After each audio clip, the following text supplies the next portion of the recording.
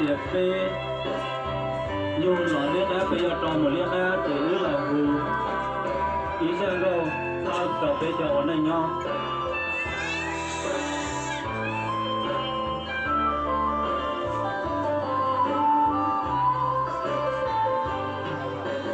chỉ mùa lên tư chứ chỉ dù lo hao tia tê mùa thọ chỉ anh tê chỉ chờ tu kế ba kế tu và chỉ do tu sai nhưng một trên cả đi trên con nào này kia bé ổn anh nhau bé chủ bông nông nhau bé chủ bông nông mù trên con nào này cua hải to bé lúc chị do ở cua hậu bé tao chỉ tuổi bà trong đây thì nó thì bé lúc chị như người ta phát một của ý chuyện trên con nào là hai vì bây giờ liên quan với tròn thì bây giờ một buổi chiều bây giờ bây giờ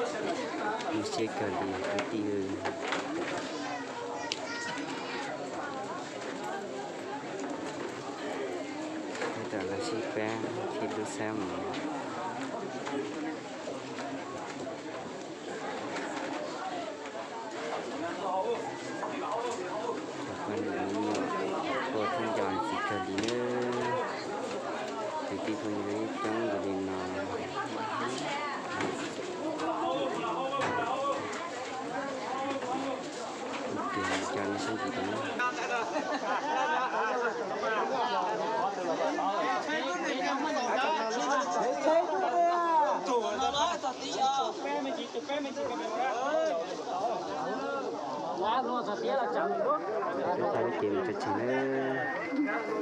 trong từng đi rất là chị chỉ cần luôn nó chỉ mình cái nào mà chứ nó trong một tao một số năm nữa trong này lấy tiền số năm nữa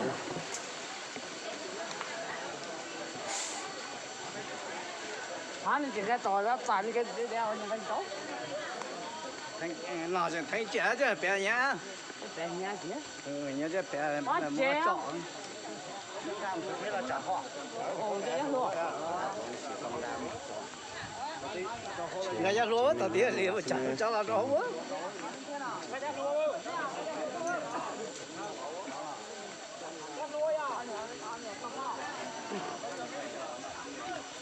đây cái hậu ta chưa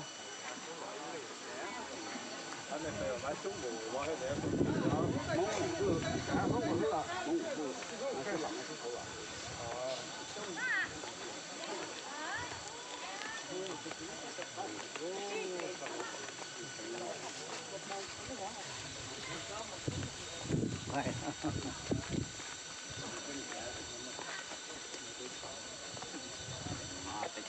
cái bé thì rõ thì thực sự rất là thủ liêu rất là lo đấy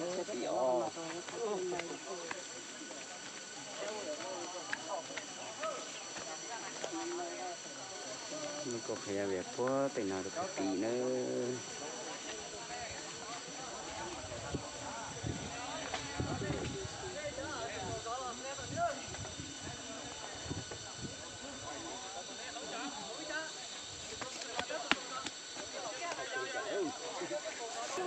cũng quay mà tôi có chỉ nhận ra có lúc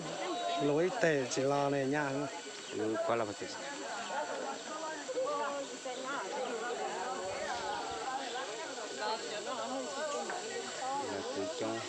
trong nữa của tỷ nữa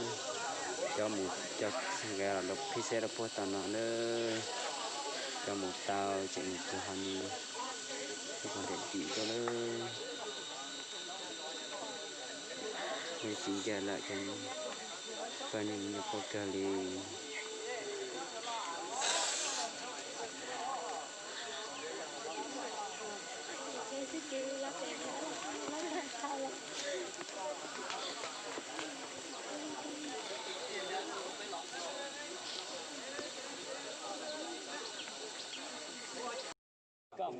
喂，我这晒背的帮给晒洗光哟，晒了，香了给。tôi chỉ lo on nó là sĩ hư à. Tôi mới tôi xóa xíu chú sĩ cả. Cứ cho chuột nó cho xong chân đấy là nó cái nhà xanh nó xả là. 你乖点，你背啊。 cái mày này tay cài à.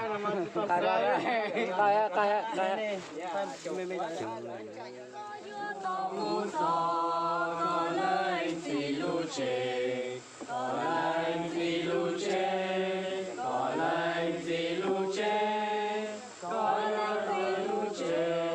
có lên phi lưu chê, vừa tao nhỏ ít mù, có lên phi lưu chê, nhỏ sông đừng kinh trời, nhỏ sông đủ kinh trời, nhỏ sông đủ kinh trời. Có lên vì lưu chê, nhỏ sông đủ trên trời, nhua tao nhỏ ý thì mù. Giê-xu nhua cho con, mù gió lên thì chê, mù gió lên thì chê, mù gió lên thì chê. Giê-xu nhua cho con, mù gió lên thì chê, nhua tao nhỏ ý thì mù.就接上嘛，牛了来来。接着这样炸好了。加潮啊！他加潮了呢。别去找个。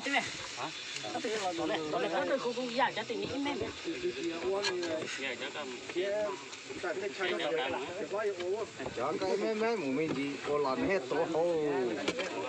mua é đi mình chỉ nhua cho hậu cái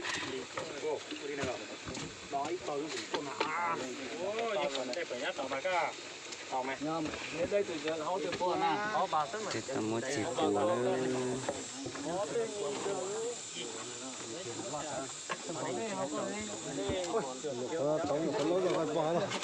tao muốn xì măng lo đó là hành các bác cũng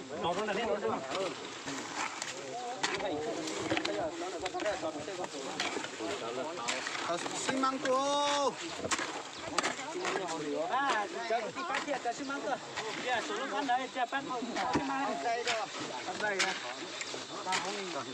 là nó được cho đấy cái bạch đấy ăn đấy thôi chỗ này